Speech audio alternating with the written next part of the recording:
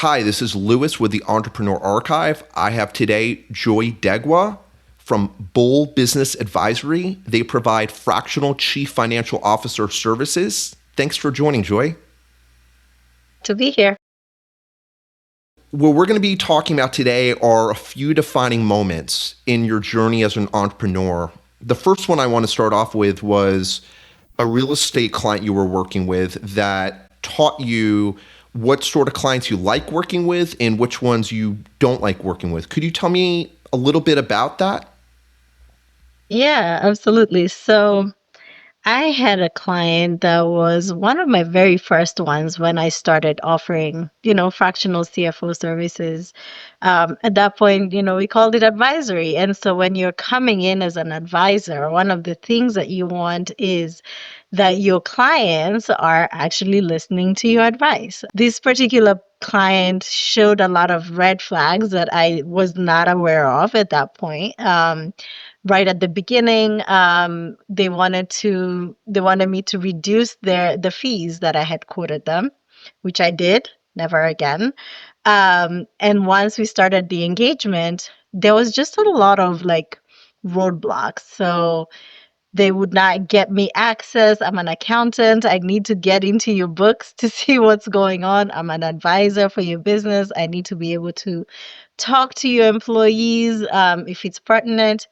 Um, and the partners just did not want to give me any access. And then there was also the fact that, okay, no access, but let's talk about some changes that could be made. And they did not want to do any to make any changes. So there's a lot of internal resistance. And I learned from that time, even though I was being paid the lower fee, with them not giving me access or making any of the changes, it's very difficult for me to provide any value to them. So from that moment, that became a turning point because I ended the engagement, and if anybody shows if anybody shows me that they want to resist from the beginning, we're not doing it. So I walk away.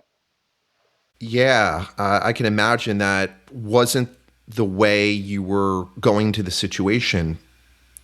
How quickly did you discover that things were not working out as you had intended? I want to say right at the beginning. So, the way I work with clients is that once we've signed an engagement letter, we have a 3 to 6 hour planning session. And one of the partners just would not schedule the time. Then they came in, and there was like a lot of resistance during the planning session, which is all about the business and the business owners. So there's all that resistance there, but I stayed on for 6 months. Obviously, I was still pretty new in entrepreneurship, and I was willing to work with whoever, and there was a lot of, I think, desperation at that point to like make it work. So yeah. And so I imagine that a situation like that, you may have not noticed certain red flags that you do today. Oh, absolutely. Now I catch it right at the beginning during our introductory call. If I hear any resistance, now I'll even ask, how badly do you want to make this change, and are you willing to make changes? So if they say yes, I'm willing to, I can call them out on it. Once we're if they once we're in the engagement and they're not following through with their part, so because that is their part to do. And how has this changed how you evaluate if a client is a good fit? Now I actually have a process of evaluating. Before I was just taking whoever would walk in the door. I'm like, okay, let's work. They're gonna pay me. We're doing it. It's beyond that money. It's beyond just you being able to pay me or me being able to make any money. I want to help businesses, and that's the goal. So if I'm not able to provide them with any value, I'm not going to engage with them. So I'm very selective. For my own sanity, I don't want to be fighting with a client, asking them to do something that they're paying me to do. So, yeah, very selective now.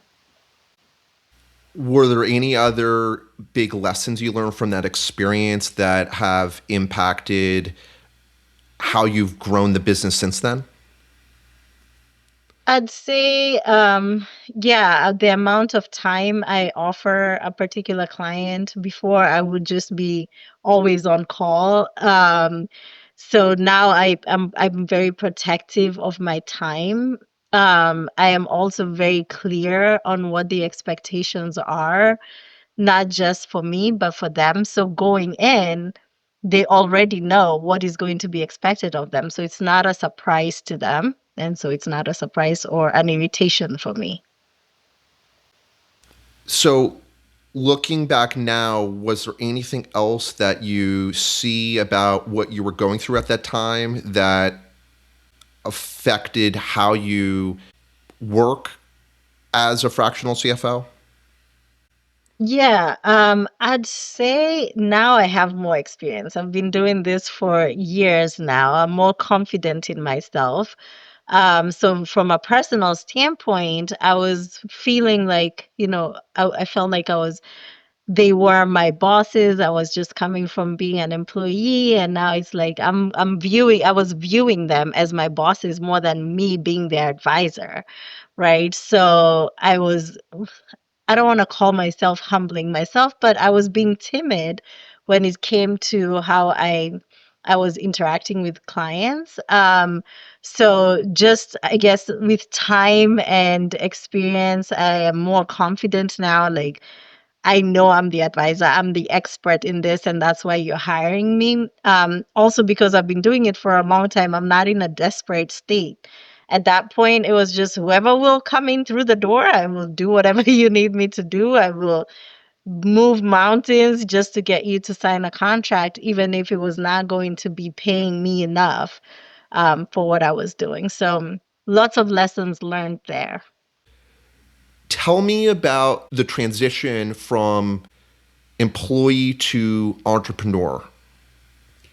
That's a great question. So I kind of mentioned how I had just come from being an employee, and part of the reason why I moved to entrepreneurship is because I knew my worth and I knew what I could bring to the table, and I needed to be providing a service to people who are willing to listen to what I was saying. So my my last employer, we had come to a place that we're at a crossroads for that, to call it that. Similar to this real estate client where there was leadership resistance. Anything I was offering, it was not accepted as, there was a lot of like mistrust. Just questioning my expertise, and I think that was the straw that broke the camel's back, and I was like, I have to go do this on my own. I can do better and serve other businesses who don't have the capacity to have a full-time CFO on staff. So yeah, that's how I ended up moving from being an entrepreneur. I mean, moving from being an employee to being an entrepreneur. Was there a situation that had you realizing that it was time for a switch? Yeah, I feel like I'm very intuitive, but sometimes I forget to listen to myself. So there was this particular situation where we had a vendor relationship. The vendor had been with the company for years. It had been maybe 15 years that this vendor was providing the service. And one of our managers pointed out that they're not providing as good of a service as they should be, and we could probably get a cheaper service, a wider range of suite of services for less, from a different vendor. And so the CEO was open to us doing the RFPs. We had lots and lots of meetings. I think we started in about August of that year with the goal to switch the vendor by January. And so meetings were had, proposals were reviewed, and it takes a lot of time. Honestly, it's not something that you're just, you don't just receive it, look at it, and move on. You're spending time on these, and it wasn't just one person's time. It was my time, and it was the manager's time, the director's time. There's a lot of people involved in these conversations. Um, and after doing all the RFPs and finding a vendor that was going to be cheaper than who we had, and they also, our old vendor also provided us with their proposal, which was coming at 2 to 3 times more than what the others were providing with less services. Um, they the CEO decided to sign the contract with this same vendor because we know it's better the devil you know than than the one you don't, is what I was told. As a CFO, that's not good business. That is not good business. That's money we could have put into something else. So if you think about 3,000 a month, 3,000 more that we were paying a month for 12 months, that's 36,000. That could be used to pay for something different. And so the fact that that was it for me. I was like, if we cannot even agree on this, and it's not that it's a better service, that I was done. I was done. I was like, I need to work with people who trust my expertise, trust what I'm saying to them, and trust my leadership. And so that was it. And I had to move on. Left a very nice paycheck, walked away. It was scary. It was not easy at all. But I would do it again. Probably do it sooner, but I would definitely do it again. What was it about that particular situation? I think there was just a lot of little things that were building up, and this just became the last thing. And I was like, what am I doing here if you're gonna do what you want to do anyway? It got to that point, and I was like, I can't do this anymore. Did you have friends who were entrepreneurs who you got feedback from, or family members, or did you make this decision knowing it was the best decision on your own? I am the entrepreneur in my whole family and friend group, so everybody was a little bit astonished that I would walk away from a nice paycheck. I mean, we've been groomed to be employees, There's a safety net of having a salary and having benefits and having paid time off. When you're an entrepreneur, when you walk away, if you go, especially when you're starting out, if you go and take a vacation, you're not making money. So, no, I decided this on my own, and they were very surprised and not very supportive always. Um, but I did this full well knowing what I was doing, and yeah, I'm glad I did. If you were to talk to your past self, do you believe that you made the choice at the right time, or you would have maybe done it at a different point in time, knowing what you know now? Knowing what I know now, I would have probably done it before because entrepreneurship was always what I was going to do. I went to school for business administration. So it was always what I was going to do. So I would have probably not spent as much time dying inside working for someone. I would have probably jumped ship sooner. And knowing that, I would have probably made better plans to get myself there to where it wasn't a trigger that pushed me out, that I would have probably spent more time planning out my exit and having a good plan for when I went out. So it sounds like entrepreneurship was always kind of simmering in the background. Always. Always. Can you expand upon that? Let's see. Um, it's just one of those things for me, business comes to me very, very naturally. If I walk into any establishment, I'm thinking, oh, their processes are, there's a way that this can be done more efficiently. Why are they charging that way? Why didn't they just, bundle it up? That's something that just comes naturally to me. That's what I'm seeing at all times, in just going around. I'm always thinking about how business can be more efficient. But it goes all the way back to when I was a kid. So I always wanted to do business. I had a little small business when I was younger, maybe when I was maybe 7 or 8. Um, and yeah, so it's always been there. It's something that I wanted to do, and probably also because my parents were doing their own business. So I saw them all the time. They were at everything I was doing, and it was not modeled for me how to be an employee. So it was not natural to me to go in the morning and come out in the evening or have to ask for permission to take time off. That wasn't modeled for me. So it was just the thing to do is be in business. Fascinating. So it seems like your parents influenced you in ways that you may not have realized when you were a kid. That's right. Yeah. And what sort of lessons did you learn from that time that carry through to today? From my childhood. Seeing your parents as entrepreneurs. Entrepreneurship provides freedom. It provides you freedom to do and to live the type of life you want to live. And it has a floor, it does not have a ceiling.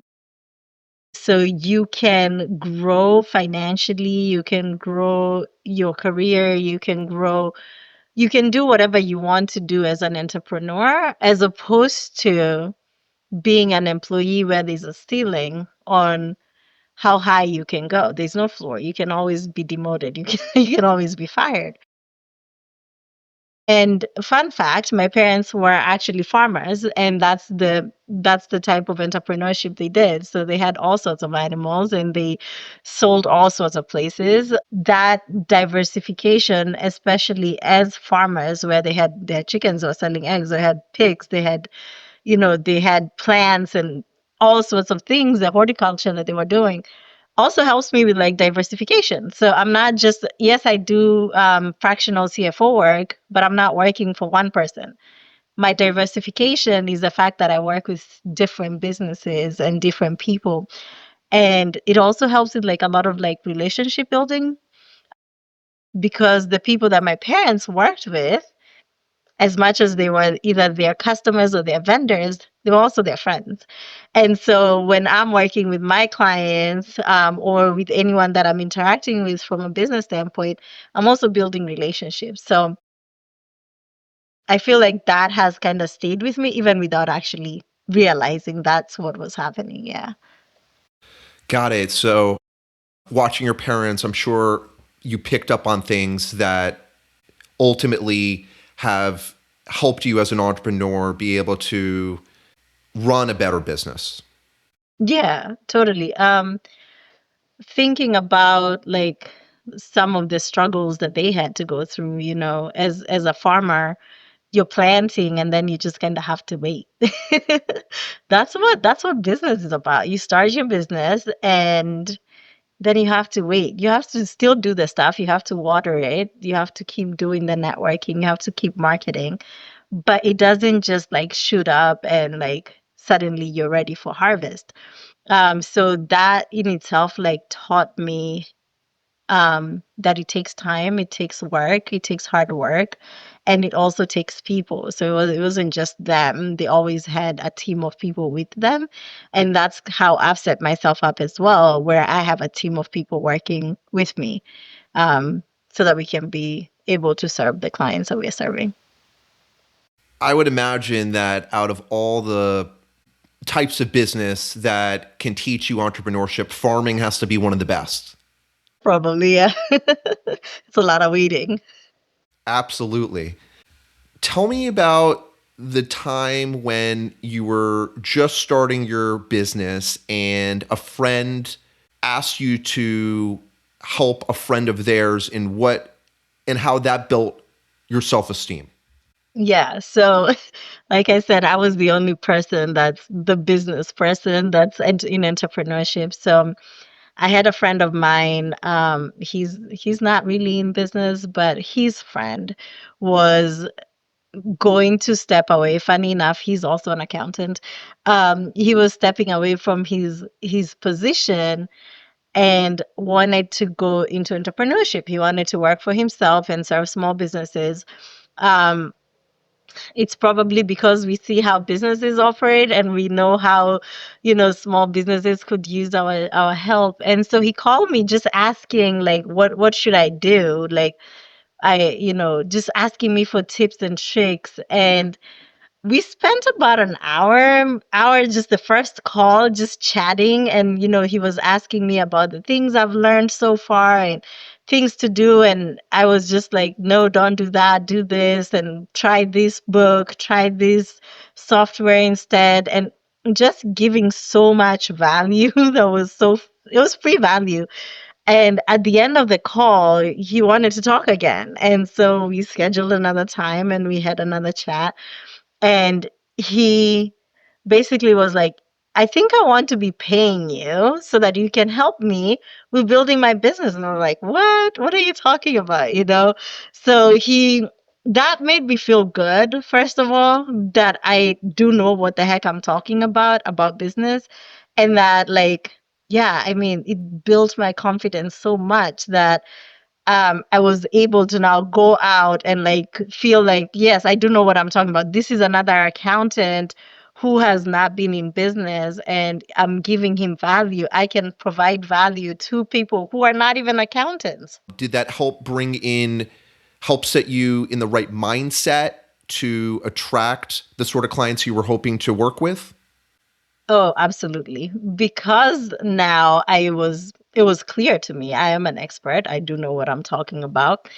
It was so much easier to turn away clients that were not a good fit, or those who seemed like they thought that I was coming in as an employee. And honestly, to date, like that's still something that I remind myself. And entrepreneurship ebbs and flows in terms of like the emotional part of it. So there are days when I don't feel great about myself and I'm like, I didn't do well. I'll call that same guy. I'm like, hey, you want to chat? And because we'll chat and he'll give me a little bit of feedback, I'll feel good. I'm ready to go on the next call. So yeah, it's nice to have that support system. Now we're friends now and we support each other. Um, but yeah, it's it was different, especially when you're coming from everyone that being an employee and all of them telling you like, are you crazy? So it kind of messes with your psyche and messes with just who your self-esteem. Totally. Yeah. Having a cheerleader in the beginning can make such a big difference. Yeah, absolutely. What is a book that you've recommended the most, or a book that you reread all the time? For people who are starting out, and they don't really understand accounting, I always tell them to read Profit First. That one basically it's not even accounting, it's upside down accounting. But that's a good book to read, especially if you're starting out and you're kind of cash strapped. Your accountant is not going to love it, but it's going to help you a lot with just making sure you get paid first. Um, Another book I love and I go back to a lot, and this one I work with my clients a lot. It's called Procrastinate on Purpose.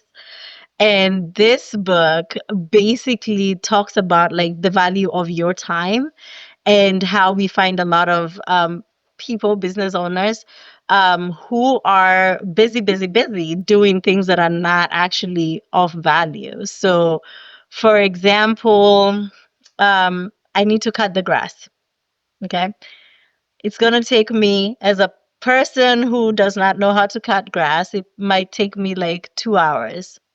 If I got somebody to come and cut my grass and pay them $40 and they're done in 30 minutes, was my time worth my 2 hours? Was it worth the $40? And so with Procrastinate on Purpose, it kind of puts all your tasks through a funnel And it's like, what are the things that you must do? And what are the things that you can either put off until a later time or not do them at all? And so that helps me a lot with like prioritizing, and even with prioritizing my clients' tasks and to dos when we're doing a planning session. That sounds like a great book to be able to better manage your time. Correct. Do you want one more? I have one more that the more established businesses, I have them read the E Myth. Absolutely. I know the E Myth is very popular, but why does it stand out to you?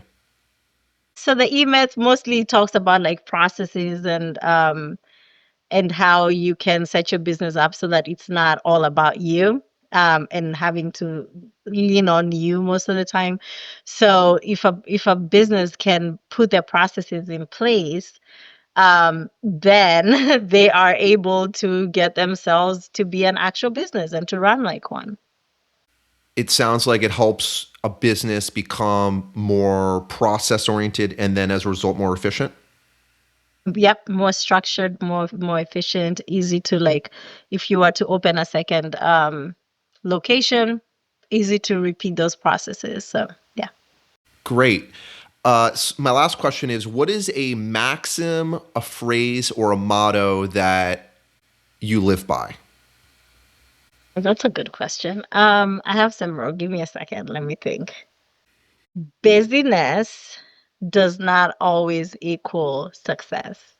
Just because you're extremely busy, it doesn't mean that you're successful. Your business doesn't mean it's successful just because you're doing so many things. They could be valueless things. It might not be adding value. Another one that I have to mention, this one, um, whether you do or you don't, time will still pass. So whether you start that business or you don't, time will still move. Whether you hire that new person, introduce that new service or product, time will still move. So you just have to decide to do something, and then do it because time is going to move either way. That's a great one. I can definitely agree with that, and that's one reason why I'm doing what I'm doing here today. Love it. Well, Joy, this has been great. Thank you so much for carving out the time today to chat. Been great chatting with you today.